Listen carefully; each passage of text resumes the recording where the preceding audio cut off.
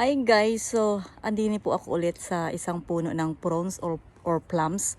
So nagkahinugan na po mga kaibigan. So kukuha lang tayo ng mga ilang piraso.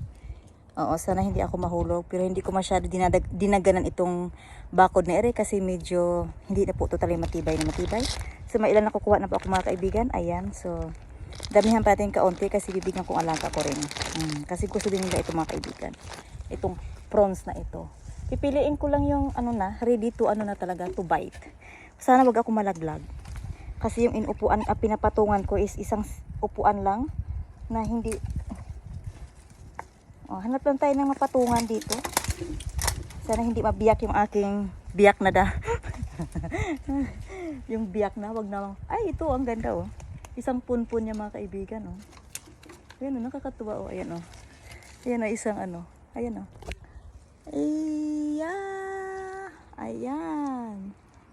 Ayan. Ayan hanggang diyan yan, oo. So titingnan natin kung may hinog na din eh. Hinog na Hinog na mga kaibigan, oo. Wari ko hinog. Oo, hinog na. Kukunin na natin yung iba. Sinisiguro ko lang talaga na hindi mapakla. Kasi yung iba kasi guys, mapakla-pakla pa. So ayan. Hinog na. O, kukunin na natin yung iba. Mga ilang peraso. Ayan. So mahirap po mga kaibigan nangunguha kasi nga yung bakod hindi po talaga siya, hindi matibay yung bakod. At nakikita po niyo mga kaibigan, yang sa side na yan, yang sa yan mga kaibigan ay lampas na po yan ng bakod. So meaning to say, lumampas na po yan ng bakod, ayan po. So meaning to say, yung may-ari ang bahay dito sa kapitbahay dito, pwede nilang kunin yan. Kasi lang ayaw nila mangunguha ng hindi sa kanilang puno. Kahit na lumampas, di ba sa Pilipinas ganun yun.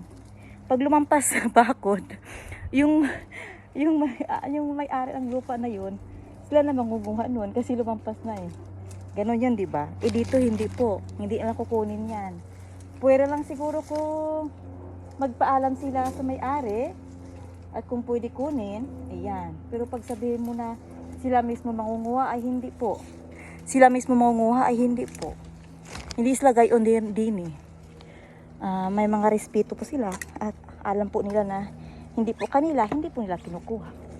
Ganun po sila dito, mga kaibigan. At tayo humawak lang po sa dapat hawakan at para hindi po tayo ayan ang hinog na oh. Oh, kinukuha ko lang talaga yung very lambot na mga kaibigan, yung very lambot na. Ayokong kunin ng hindi malambot totally. Although pwede na ito kasi nakikita ko sa mga market. Ganito mga kulay, hindi pa nga medyo matigas-tigas pa nga eh, pero pangit kasi pag pag medyo hindi talaga hinog na hinog. Kailang hinog talaga kukunin mo kasi sayang lang din yung effort. O, diba? Sayang yung effort. Para naman kung monkey din eh. Monkey! Ayan. Monkey cow. Ito ay hinog na ere. Yung maabot natin ng ating kamay. Ayan, hinog na. Ayan. Hinog na oh. Ito. So, yan ang kukunin natin. Yan, hinog na. Ay, tingnan mo naman po yung. Diyos ko baka Ay, patawad. Marami. Baka masira yung aking damwet. Oo, masira. Huwag naman kayong gayaan. Nakakatuwa, di ba? Hindi ko na sinama si Modra kasi nga super init po, naglalakad ako. Super init, kainitan po. Alas 12 po ako umalis ng bahay. So, pumarito po ako sa kabilang bahay. Sa lumang bahay nila ni kapatid. At mangunguha ako ng plums. May pinuntahan din ako. At yan, dumaan na rin ako din eh. At ayan na nga, ayan na nga po mga kaibigan, hindi na po tayo. Ayan, so, i-continue natin mga ilang piraso pa para uwi na tayo. Pag natapos tayo sa pagkukuha, uwi na rin tayo. Kasi, maglalakad pa tayo pa uwi eh. Tapos marami pa tayong gagawin sa bahay. Ang gagawin pa ako dun sa bahay. Pag uwi ko, may gagawin pa ako ah. Ay, naku ah. Grabe na attach. Ang hirap talaga wala mag-video, Kung saan-saan ipapatong yung cellphone. Gusto ko talaga umakit pa doon sa tuktok na yun eh. Kaso lang, ang hirap lang walang mapatungan. Hayaan na nga lang natin. Oh, enough na ito mga kaibigan. Kasi ayaw kong masira yung bakod. Kasi very ano na talaga siya. Very marupok. O diba? Marami na eh. Tingnan niyo po. Marami na yan. Mabigat na. May lata pa ako. So mabigat na yan. Ay hindi ko pala dalang yung lata. Iwan ko lang dito. Babalikan ko na lang yun. Dito. O diba? Ang laki ng butas ng ilong ko. Ayan. So yan po yung puno ng prawns or plums. Ayan po. Ayan. Yan po yung puno.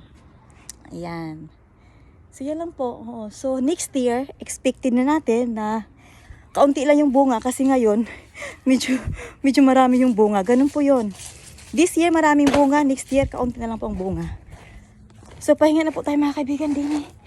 Kasi napagod tayo sa pangunguha. Ayan, mabigat din yan bibit-bitin. Oo. Ilang kilo na rin yan. Mahal din yan dito mga kaibigan. Pag yan ay ang init. So kung naalala niyo po mga kaibigan, may mga may mga vlog kami ni Mama dito. Nagagamas po kami dito po yun. Ayan, dyan. So yan, dyan. Ngayon po ay nagpataya na po yung mga yung mga damo. Dahil nga po sobrang init. Pati yung mga aming mga tanim. Naganda matay na.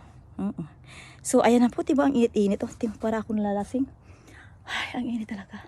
So ayan na po mga kaibigan yung aking vlog for today. So maraming salamat po sa inyong panonood. So walang sawang panonood po ninyo. Thank you po very much. Puti lang may nakakaano ko ng big gulp. O diba? 99 cents mga kaibigan. Sa 7-Eleven. May sila. Sale. Sale din ito. Kasi nga mahal ito pag bilhin mo na isang ganito kalaki. Oo, diba?